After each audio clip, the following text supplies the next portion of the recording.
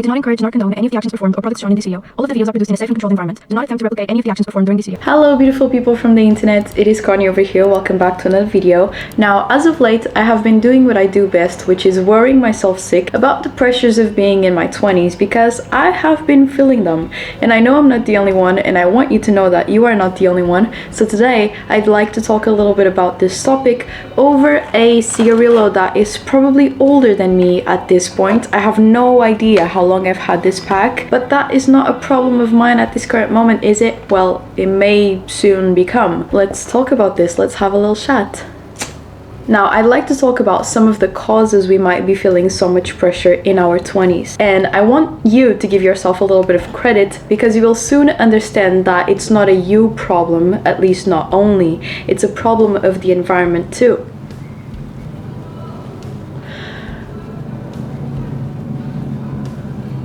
Now, the first block of causes is what I call time anxiety.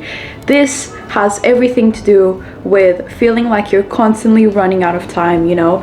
You are doubting choices that you made, where you went to a specific course or you didn't go to a specific course, or you spent some of your early 20s doing a career path that maybe you do not love anymore, or you never really enjoyed, and you wondered if you should have been doing something else. And oh my goodness, time is running out. What if I don't have the time to make the choices now? And I want to tell you that if you are at any point in your 20s, you still have time to make a shift. But I do understand this because I feel it myself.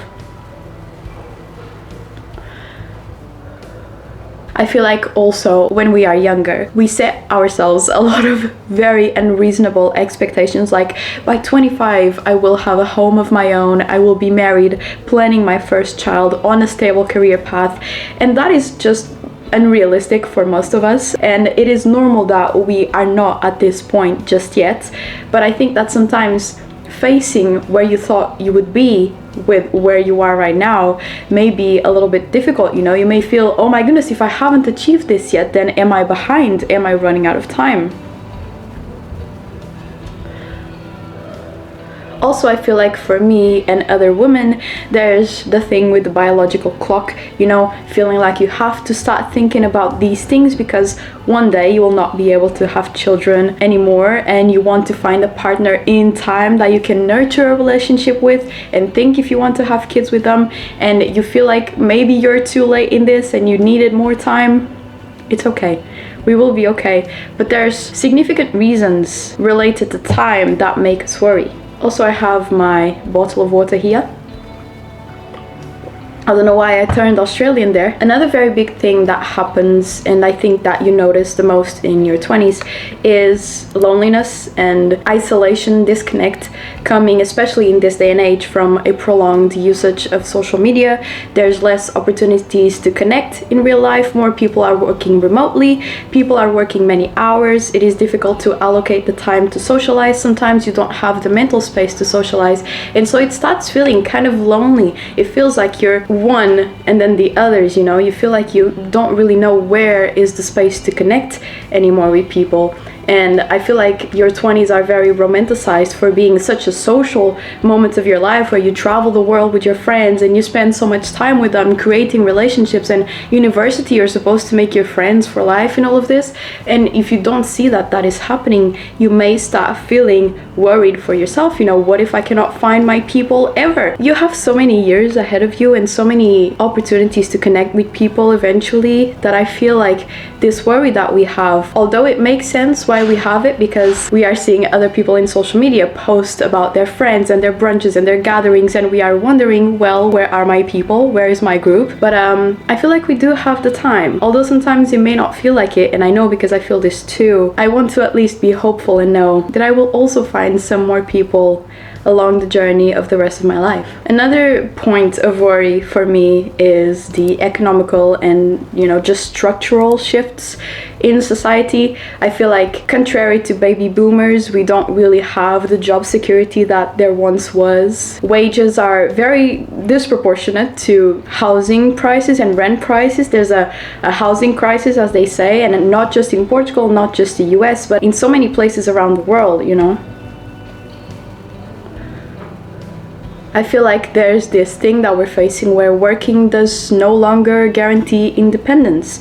Even if you work a full-time job, you may still not be able to rent a place for yourself, let alone even think of buying a house, which can feel quite daunting, because this is supposed to be the age where you are setting yourself up for your future, and still you feel like you're working and you're working and you're working, but you're not seeing the results that you were expecting, that you were promised. You know, they always said if you work hard, you can buy a house for yourself, you can rent a place. But this is not true for many of us, you know. I work a full-time job and I make a decent living, and still I cannot rent a place for myself because rents are insane in my area, at least. And I know that you guys are struggling with this too, because you've been saying so in the comments, so I know I'm not alone. And sometimes it can just feel a little bit hopeless, you know. You're working and giving all of yourself for something and you're not really seeing the results that you were hoping for. Another point is comparison and social expectations, you know. You want to seem like you have your act together, you want to seem like you have your shit together, you want people to see that you are on your path and you're able to support yourself and be independent. Also, I feel like there's a lot of unhealthy comparison. Comparison can be a positive and nice thing, you know. When you look at your neighbor and you see what they are doing that you are not doing and that you could be doing to improve some aspect of your life. But the comparison that we are feeling is sort of paralyzing, where we see all of these people doing all of these things and we feel like we will just not be able to do it, and we just feel paralyzed and unable to act and to move because we feel like there's too many steps and there's just no way we're going to be able to take all of them, you know. So although comparison can be a positive thing, I think that these days there's an insane amount of unhealthy comparison that I do too, and that is just keeping us stuck, you know. Also, I feel like this is a time in our lives where our usual group of friends or people that we knew are going in so many different directions, you know. Some are getting pregnant, some are getting married, some are traveling the world, getting PhDs, and you feel like your group is kind of going in so many directions and it's more difficult to connect with everyone because everyone is doing such different things, and you start wondering, you know, am I behind? Should I be doing these things that they are doing? Should I try to follow these paths too so I can find a way to connect with them again? There's a lot, my friends, you know.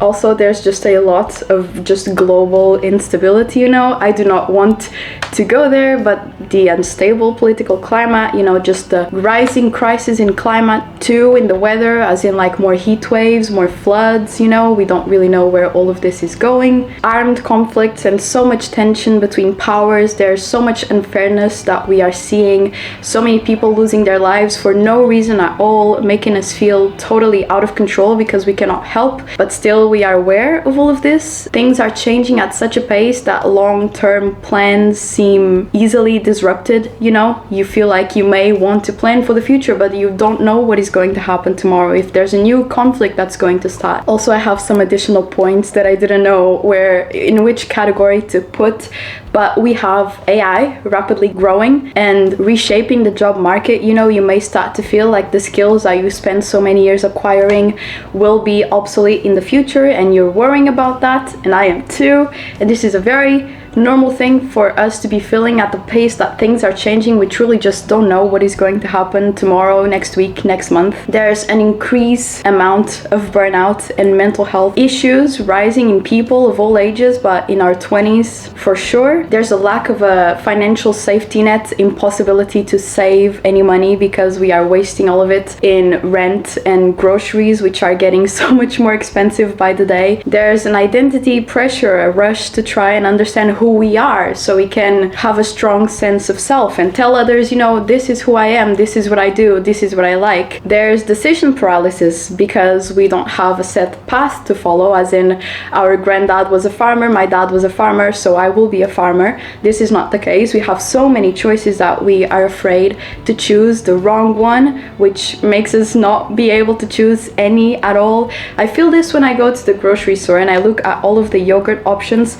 and I always think to myself, I wish there was only 3 or 4 because it would be easier for me to make a choice. But because there's 20 different yogurt options, I feel paralyzed and I don't know which one of them I would like to choose, and I end up going to another aisle that is simpler, you know. And then there's information overload. You're constantly fed the news of all of the world. You always are aware of everything that is going on and happening, and you are aware that you cannot do much about it, and it just feels like a burden, you know, a constant mental burden and battle that you have to fight. Also, I feel like seeing the world through a sensationalist lens because of the news outlets making everything clickable and showing you the worst of the worst makes you feel like the world is a little bit hopeless and cruel and cold place, you know. Hello my friends, I had to stop the video because I had a serious anxiety attack, but here we are back in full strength. Now with this, I don't want to just be the bearer of bad news, okay? I feel like there are some solutions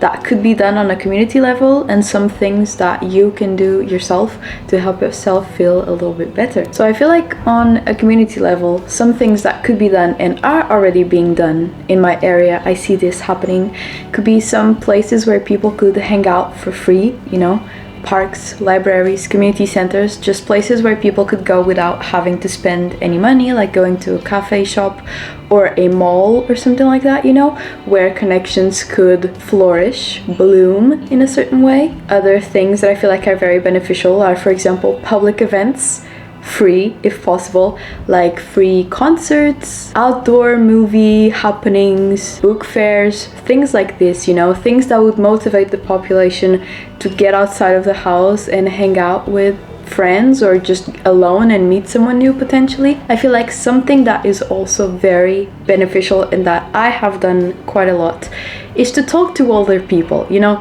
because you just get such a perspective shift. Older people are not worried about seeming successful to someone or seeming this or seeming that. Most of the time they are content to be where they are. They have learned that being grateful is the most important thing.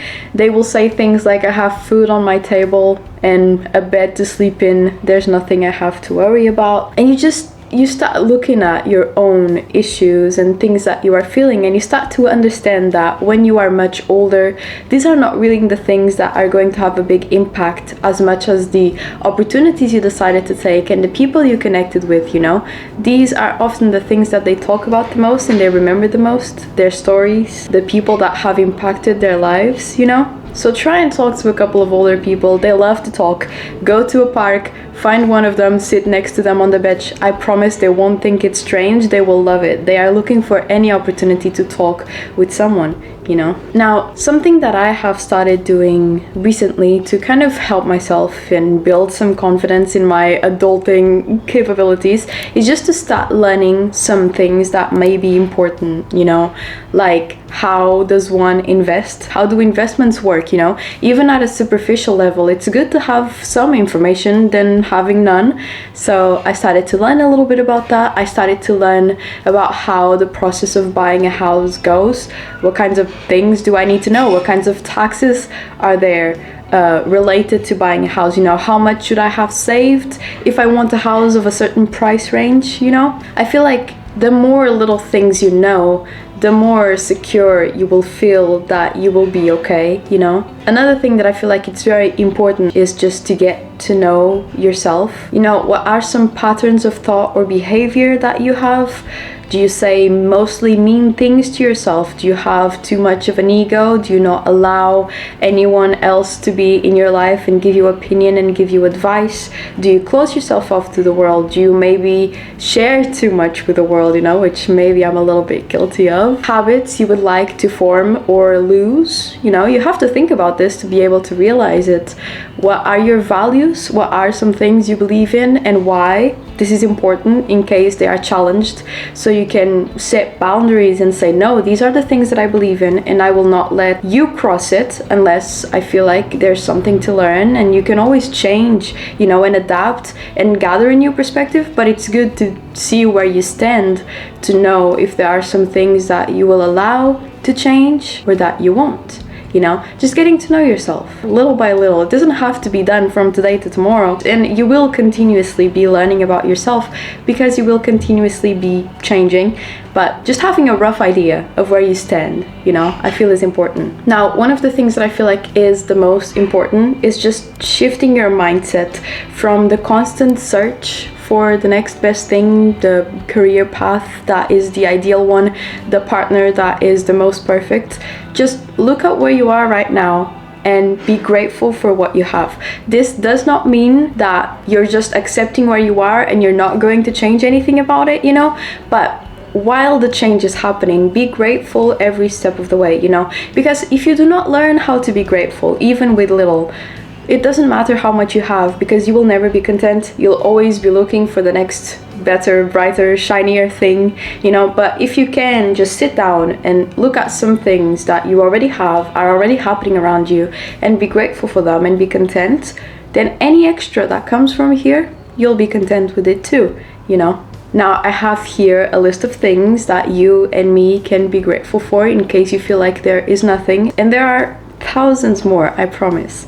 But you have a roof over your head and a warm bed with possibly a blanket to sleep under. You have plenty of drinkable water coming from the tap, which I have right here too, and I'm very grateful for. You have the privilege of not being hungry, not having to go hungry, not having to worry if you're going to be able to get a next meal. You have access to the internet, which sometimes can be a scary place, but other times can also be a place of connection and comfortability and an escape from what is happening in the real world if it is daunting you in some way. You can breathe without struggling, you know, just sit there, take a breath or two and realize just how easy it is for you. There are some people out there struggling with all types of incapabilities, you know. Some people cannot move their arms or legs, some people cannot breathe properly, some people cannot see, some people cannot hear.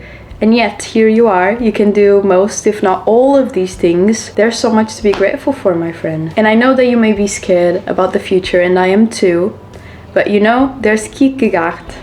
I don't know if I said his name correctly, but he has one of my favorite quotes, and I feel like a quote many of you have heard, which is, "Life can only be understood backwards, but it must be lived forward." One day you'll understand why you went through all of this, and it will all make sense, and it will all be part of a big story that you'll tell at a family lunch on a Sunday with your bright and big and beautiful family. Right now it may feel daunting and scary to look ahead, but one day it will all make sense. So don't worry too much about it. Keep going on your path. Do whatever you can do that is within your control, and try not to worry about the things that are not. It will be okay. I'll see you all very soon. Bye!